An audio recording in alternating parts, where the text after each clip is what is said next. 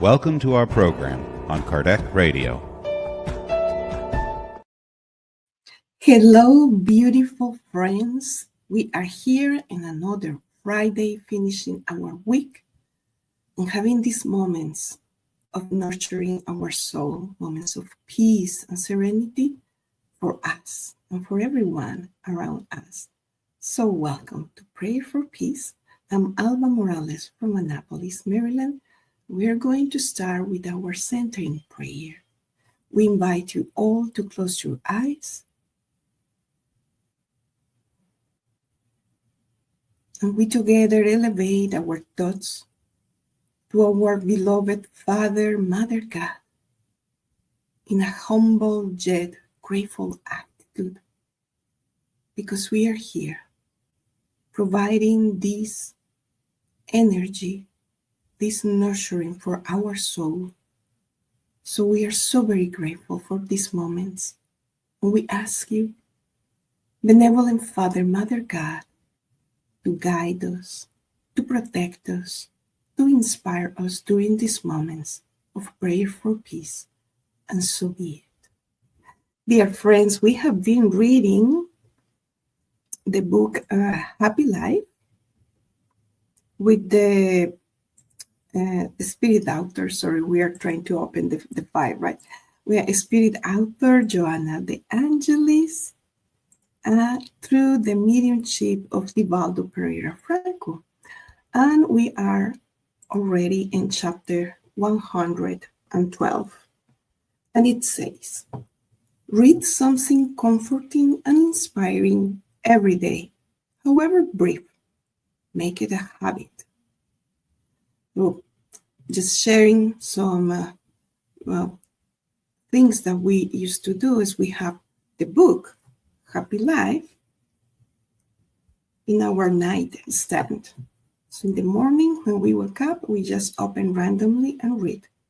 And same at night. And there are so many other great books with inspirational quotes that we just can open randomly and read and create a moment, a state of mind to begin the day and to end the day. That moment will enrich you with joy, dispersing the dark clouds that may envelop you afterwards, and providing you with well-being should something unpleasant come up. So it's preparing us with this shield, right? Emotional shield for whatever is going to happen during the day. Everyone needs a good counselor, and in the pages of the gospel, you will find sure guidelines, and words of wisdom for every occasion. So here Joanna is directing us right away to the gospel, because it is in the gospel where we can find not only the historical facts, right? The history of Jesus and his disciples and followers, but moreover, we found the most beautiful and enrichment testament or book that we can find for our spirit. There are so many beautiful pages, but most of all is the center of his teachings. Love one another, love God, love one another as you love yourself, the golden rule, and all the different parables and explanations to develop this central idea that truly divide history in two, because 2020 something years ago, we as a humanity, we were polytheists, meaning we believe in different gods, and specifically for the Israeli people, they were the only community of group of people that believe in only one God. So they were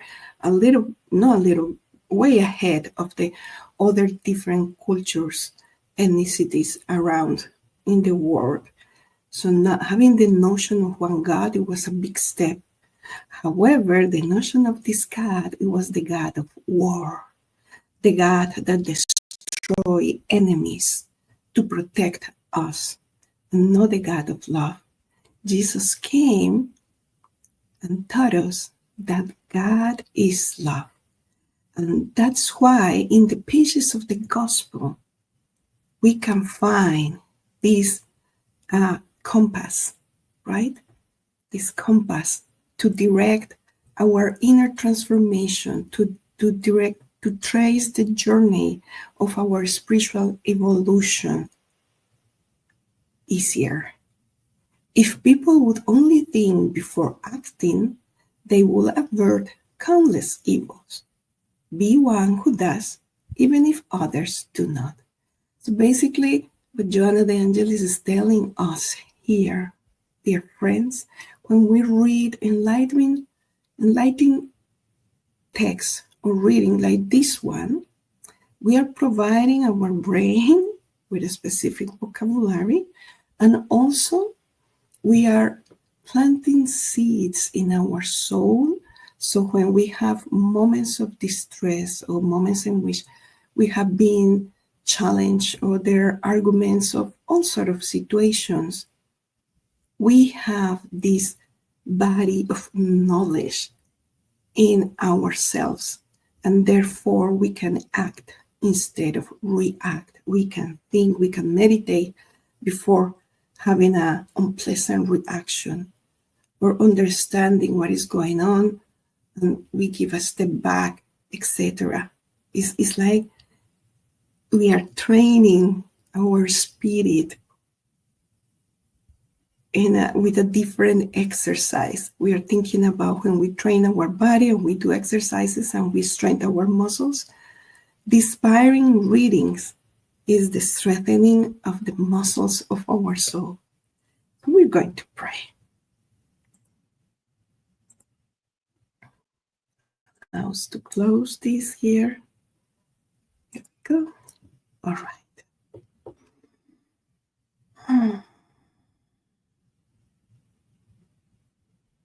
Dear Master Jesus, guide and model of our planet Earth, we reach out to you to ask you for your peace.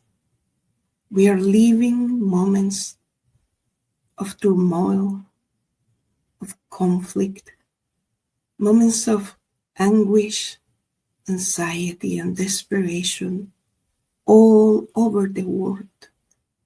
So we ask you, Prince of Peace, embrace this little blue planet that is planted in the Milky Way.